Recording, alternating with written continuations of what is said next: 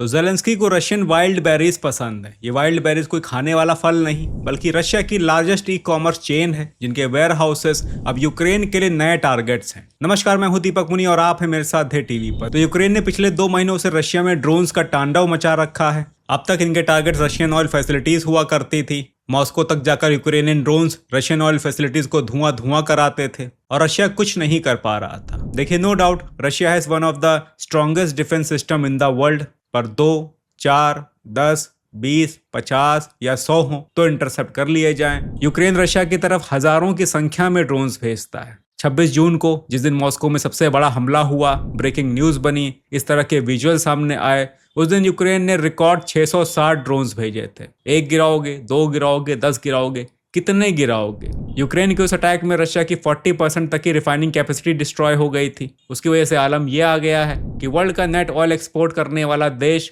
Oil import करने लगा है। देखिए, यूक्रेन की जो ये स्ट्रैटेजी है, ये रशिया पर प्रेशर बिल्डअप करने के लिए होती है ताकि फ्रंट लाइन से हजारों किलोमीटर दूर रहने वाले रशियन लोगों को भी वॉर की हीट महसूस हो। इसलिए जब ऑयल रिफाइनरी हिट हुई तो गैस स्टेशंस पर किलोमीटर्स लंबी लाइन लगने लगी। लोगों को पता चलने लगा कि हाँ भाई, वॉर हो रही है।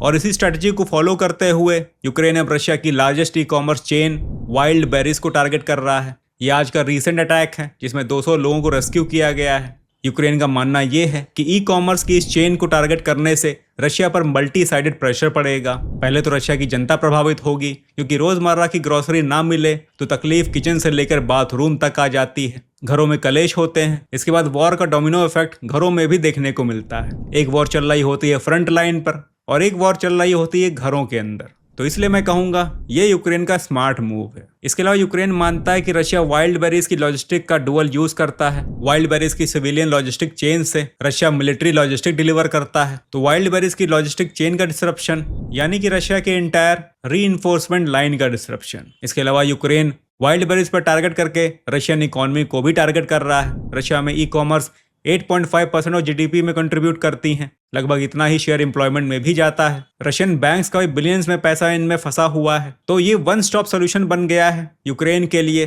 जिसे यूक्रेन रशिया को प्रॉब्लम्स दे रहा है। अच्छा, और देखिए, ऐसा नहीं है कि भाई सब नुकसान रशिया का ही हो रहा है। रशिया भी यूक्रेन में तबीयत से मिसाइल वर्षा कर रहा है। कभी कभी तो मौसम इतना खराब हो जाता है कि बारिश की एक आध बूंदे पोलैंड, रोमानिया और बाल्टिक कंट्रीज तक चली जाती है। अब एक कल ही रशियन मिसाइल पोलैंड पर जाकर गिरी, 100 किलोमीटर अंदर गिरी। पोलैंड में हड़कंप मच गया कि कहीं रशिया ने हम पर तो अटैक नहीं कर दिया। तो इस तरह से रशिया कभी रोमानिया में, कभी बाल्टिक स्टेट्स में ड्रोन चले जाते हैं और रशिया इस तरह से नेटो का पेशेंस भी टेस्ट कर रहा है। कल रशिया ने यूक्रेन पर एक बड़ा हमला किया, 70 के करीब मिसाइल्स और 280 ड्रोन्स फायर किए। ज़ेलेंस्की ने खुद गिनकर बताया और ये भी बताया कि यूक्रेन रशिया के ड्रोन्स तो इंटरसेप्ट कर लेता है पर रशियन बैलिस्टिक मिसाइल्स नहीं कर पा रहा है और वही यूक्रेन में डैमेज दे रही हैं। ज़ेलेंस्की ने यह भी कहा कि कल रशिया ने नॉर्थ कोरियन मिसाइल्स का यूज किया, जो अपने आप में एक बड़ी टेंशन वाली बात है, खासकर यूरोप के लिए जिनको लगता है कि रशिया कभी भी उन पर अटैक कर सकता है। ज़ेलेंस्की इसी बात की दुहाई देते हुए डिमांड करते हैं कि जल्द से जल्द यूक्रेन को पेट्रियट की PAC-3 मिसाइल्स डिलीवर की जाएं।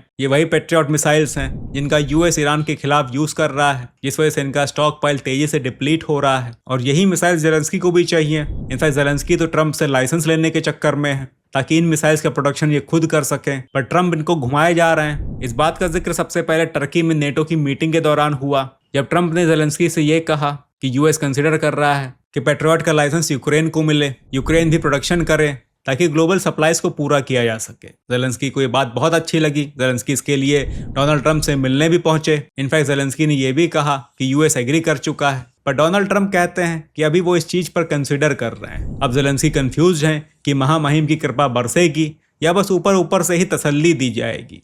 एनीवे, तो देखिए, रशिया यूक्रेन वॉर को 5 साल पूरे होने वाले हैं और सोल्यूशन कुछ निकल नहीं पा रहा है। यूक्रेन का कहना है कि करंट फ्रंट लाइंस को फ्रीज कर लो और पीस डील पर बात शुरू करो। रशिया चाहता है कि यूक्रेन डोनबास का बचा हुआ 20% हिस्सा भी छोड़कर पीछे हट जाए ताकि रशिया को पूरा डोनबास रीजन मिल जाए और रशिया डिक्लेयर कर सके कि उसके वॉर ऑब्जेक्टिव्स पूरे हो गए हैं। अब देखिए, यहाँ पर प्रेजेंट सिनेरियो क्या है। तो प्रेजेंट सिनेरियो ये है कि मार चल रही है और तगड़ी मार चल रही है। ड्रोन से ड्रोन्स लड़ रहे हैं, मिसाइल से मिसाइल्स लड़ रही हैं, दोनों तरफ से ही जवाबी में कोई कमी नहीं है। पर इसके पैरेलल रशिया अपने ग्राउंड ऑपरेशंस पर ज्यादा फोकस्ड है। विंटर शुरू होने से पहले रशिया डोनबास को पूरी तरह से अपने कंट्रोल में ले लेना चाहता है। इसके लिए 30,000 सोल्जर्स नॉर्थ कोरिया से रशियन फोर्सेस को ज्वाइन करने वाले हैं। और एक बार रशिया ने डोनबास रीजन ले लिया तो रशिया के करंट ऑब्जेक्टिव्स पूरे हो जाएंगे। इसके बाद मे बी और मे नॉट बी रशिया अपने ऑब्जेक्टिव लिस्ट को अपडेट करेगा, आगे बढ़ेगा, पर जो भी करेगा वो वॉर असेसमेंट करने के बाद ही करेगा।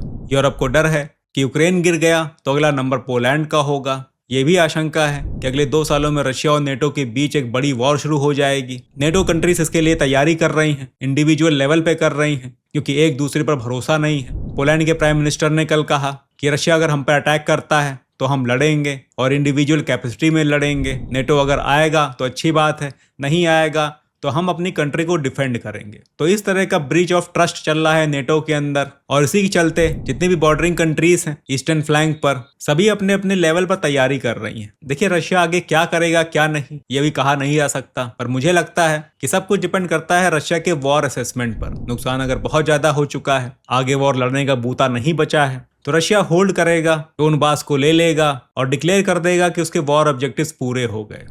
वॉर वहीं से बंद हो जाएगी। फिर आगे चलकर कभी मूड हुआ तो रशिया दोबारा से फ्रंट खोल देगा, मे बी पोलैंड की तरफ या बाल्टिक स्टेट्स की तरफ। पर फिलहाल मुझे ऐसा लगता है कि हाई चांसेस हैं कि डोनबास लेने के बाद रशिया वॉर खत्म कर देगा। अब देखना यह है कि कितनी जल्दी रशिया डोनबास को कैप्चर करता है। एनीवे, तो फिलहाल के लिए इतना ही। मिलते हैं अगली वीडियो में और अपडेट्स के साथ।